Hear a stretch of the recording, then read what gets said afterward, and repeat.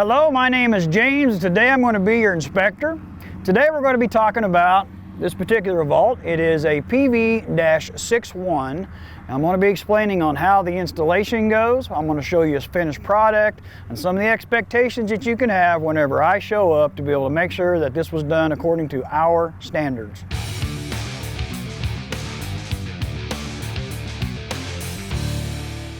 So what we're showing you here is our concrete vault already placed inside of its hole. The excavator has dug a 2-foot outer area around it to be able to place it down in there. This box is actually measures 7 by 11, but typically what he has to do is dig a 2-foot over dig around the area. And when we backfill this, we backfill it sitting on top of 10 4x8 solid concrete mason blocks. This vault will be set 2 inches above grade, so you have to be able to find out where the grade is to be able to set this properly. So I want to take you inside the vault a little bit and talk about the concrete blocks setting on the compacted gravel. In our standards, you will see that it says 2 inches of compacted gravel. It's better to have this at 4 inches and these blocks setting perfectly level. That's the most important thing, is that they are compacted gravel with the blocks, these mason blocks, sitting perfectly level. This vault has to set level for our switch gears, transformers, whatever it is that we have to put on top of these so that everything works properly. Just make sure that you have the proper distance above grade, 2 inches. That's our minimum for the vault. That's not counting the lid. So I want to take a moment to kind of explain a little bit about how all this piping you see around here gets put inside the vault and put in correctly. We give you these FA fitting, use the RGS adapters, these rigid to steel PVC adapters. These are 4-inch. You'll also notice the primer on the inside is purple. We use purple primer so that I know I can see it whenever I show up that it has been used. It softens the material, makes things more pliable, and everything works a whole lot better. So these are screwed on the end of a threaded 4-inch galvanized. Now you only have to use 5 foot, but most people use 10 feet because they don't want to cut and thread pipe. On the other end, that's actually going to be coming inside the vault, is a smaller FA fitting. These you will have to purchase, and then inside of that is a small piece of 4-inch. It's about 4 inches long. That is also primered and glued on the inside. And these bell ends right here, we will also give these to you. These are our fitting. This is the standard fitting that we use for the inside. So these pieces right here are put together and glued on the 4-inch conduits. Typically, in most, not all, but most situations, on these vaults you're going to have a minimum of 4-inch conduits coming in. This is to accommodate the wire size that we're using that has at least a 2-inch outside diameter, either being 750, sometimes 500, and we've been told we might even go into bigger wire soon. So all these pipes are laid in here, and you can see how they come inside the vault. They're coming in nice and level and neat. The way they're going to come through this vault is through this concrete window. These are the knockouts, just like you would be using inside of a home, knocking out a small piece to be able to put some conduit in. You just take a small hammer, you can measure down from the inside or outside, and the concave on the inside of the window you'll be able to see.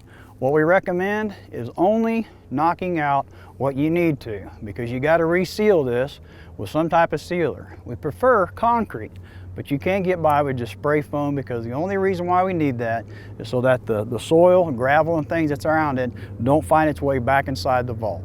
So here on the outside of the vault, the best way to get these pipes to come in here and look somewhat uniform is after you've knocked out this window on the outside with just a small ball peen hammer, again, only using what you need to have to get these pipes in there. This is a highly recommended idea to be able to use.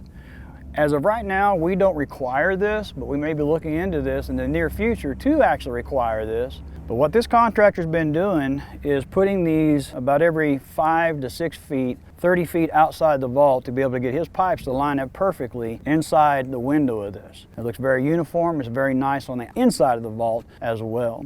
So we're going to use a piece of wood to kind of give you an idea of where the vault window is for example purposes of why this particular fitting has to set inside this box the proper way for stability reasons with the wire and for wire pulling purposes. So this right here is going to be the bottom edge of the concrete that you just busted out. This steel rests on this here concrete. You'll see the threads, they need to be sticking on the inside of the window. Typically, after this whole thing is all said and done, if you were to measure straight down the wall, this won't be sticking out no more than 2 inches. So pretend your vault wall is right here. This is what, when you're looking straight down the wall, that's what you're going to see. This has to be setting on concrete for settling purposes. This is why we use 5 foot minimum of galvanized outside the vault. Like I say, contractors typically use 10 because they don't like cutting and threading. So I also want to point out the uniformity that comes inside this window. To get that, these pipes need to be properly spaced in what you see currently here. This contractor has done an excellent job of having some good spacing between the conduits. He's also got the backfill sitting on top of it, along with his bury tape that is also required. So we like to have anywhere from 12 to 18 inches of soil, gravel, something that is selectable, not great big huge rocks, but something on top of the pipe. And then you lay your tape across there flat, like you see it here. Not wound up in a circle or just thrown in the ditch. We want this flat because the next guy that comes and digs across it's going to find that tape, and he's going to be very appreciative that that was placed there. So I want to be able to show you these vaults being installed in different stages. And this one here is about as common as we can possibly get. This is just going to be a vault where the wire comes up, it terminates into a junction cabinet and goes right back down into here. Behind me, what I do want to show you are some futures. This is 2 inch. So on this other side of the vault over here, this will actually go be serving a transformer to be able to serve a building. So on here, there'll be a junction cabinet, goes right back down inside and goes over to feed a transformer. That's what these 2 inches here are for. I do want to also point out that on the bottom here, we have 4 ground rods. They're going to be placed in every corner. The depth of those will go all the way, and you'll leave anywhere from 6 to 8 inches sticking out so where we can go ahead and ground the entire vault. We use a multi-grounding system to be able to provide a proper ground. Behind me, you can also see where the contractor, again, has done an excellent job bringing these pipes through the wall. And if you were to look straight down, you're going to see how flush and even they are. The problem I want to mention with these, if they're sitting too far out, they get broken because the wire is so big and heavy, and as we're pulling it in, these bell ends will crack and break if they're sitting too straight like this and our wire's coming in at too hard of an angle. This is why we have them set in the offset of the wall. And again, remember that that steel is resting on the concrete itself so that it has something to support it. So one thing that's important to note is these lids and these vaults and preparation and getting them here. Keep in mind that these vaults, those 7 by 11 concrete vaults that are 6 foot tall, are very heavy. 15,500 pounds is the approximate shipping weight on those. So you're going to need something here to offload them. You can be able to contact your inspector or the storeroom supervisor, and they will accommodate you on getting those vaults and connect you with the right people to getting them here. One thing I'd note important is when they ship the vaults, have them bring the lid accessories with them. This one here is our switch gear or junction cabinet top that we use, and it's 7.5 by 7 feet. This goes on first. This here is what they call the cable access lid. This here seals up the other side. And then lastly, that actually has 2 of these components are these safety cover lids. These here are later to be removed, typically by the line department after they set either the switch gears or a junction cabinet. Maybe 1, maybe 2 of these will be returned, but that's something that we'll take care of in the end. In most situations, at some point in time, you're going to have to install one of these 6-inch risers inside one of these vaults. These are very meticulous and very picky in how they go in. We're now starting to design these vaults where these risers come in at a slight angle. And the reason for that is because we have 3 very large conductors that come in the exact same pipe, and it's much easier to be able to wrap them around the walls. And that's how they stand.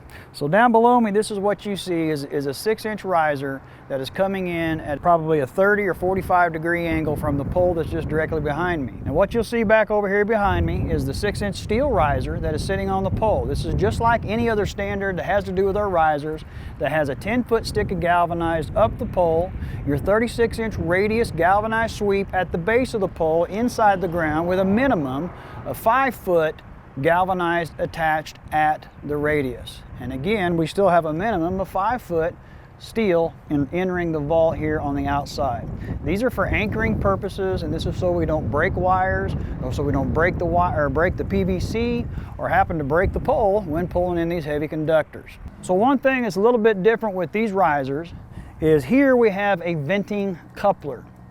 And the purpose for this is when we have an accident, if we have an accident, it doesn't destroy everything. The compression blast will come out the bottom and also the top. There's another coupling that goes up there that the lineman himself will install. These are a little bit difficult to install because it's a dissimilar metal. This is aluminum, and this is galvanized. So you have to be a little bit patient, but these will go together nicely. So I hope that you have found this video to be helpful in figuring out how to install these things. I do want to mention that these videos that we make are not intended to show you every single thing about them, because the standards change throughout the industry time, manufacturers change, parts change. So be sure and contact your inspector, refer to the engineering, refer to your drawings. Be sure and look at these things very closely to make sure that you're not having to do your work twice. Nobody likes doing that. If you have any questions about installation, specifications, or problems, please don't hesitate to give City Utilities Inspection a call at 417-450-7347. You can also call 417-863-9000, follow the prompts, and be able to speak with somebody to get you to the answers it is that you need to have. As always, be safe, call in locates, and have a great day.